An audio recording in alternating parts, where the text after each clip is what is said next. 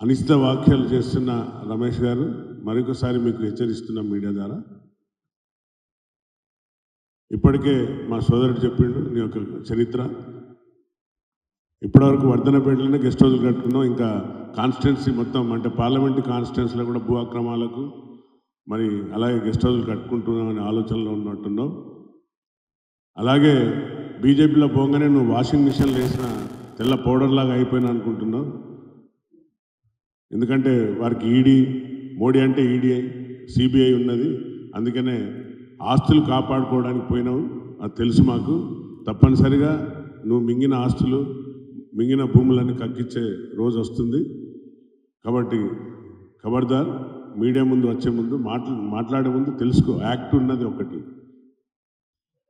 Sitting జడ్జితోని ఒక act కూడా చేసిండ్రు, వచ్చింది. అది తెలియకుంటే తెలుసుకొని మాట్లాడు. సోదరి ఈ యొక్క భారతదేశంలో అత్యున్నతమైన చదువు చదివి కావ్య డాక్టరేట్ అయి, డాక్టరేట్ను ప్రేమ వివాహం చేసుకున్నంత మాత్రాన నువ్వు మళ్ళీ కులాలు మతాలు నీకు బీజేపీలో ఉన్నదే. అది ఎంతసేపు కులాలు మతాలు విరదీసి ఓట్లు దండుకునే దిశగా పోతున్నారు. కొన్ని రోజులేమో రాముని చూపెట్టిండ్రు, అంతకుముందు పులామా ఘటనలు చూపెట్టి మీరు ఓట్లు దండుకున్నారు. ఇప్పుడు ఎక్కడైతే ముళ్ళబాట ఉన్నదో అక్కడ పూలబాట చల్లుతూ మా రాహుల్ గాంధీ గారు అందరినీ భారత జోడో యాత్ర చేసి న్యాయయాత్ర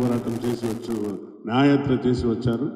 తప్పనిసరిగా ఇప్పుడు వచ్చేది కూడా తప్పనిసరిగా సెంట్రల్ గవర్నమెంట్లో కాంగ్రెస్ ప్రభుత్వం రాబోతుంది.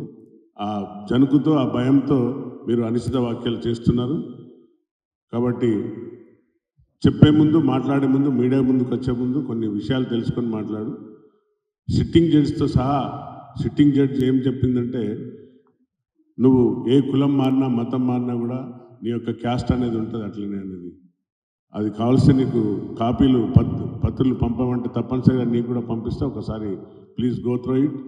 నీకు తెలిస్తే తెలుసుకో, లేకుంటే సోదరులు, అడ్వకేట్ సోదరులు ఉంటే వారి ద్వారా తెలుసుకో. అనిశ్చిత వ్యాఖ్యలు చేస్తే మాత్రం ఇంకోసారి బాగుండదని హెచ్చరిస్తూ జై కాంగ్రెస్.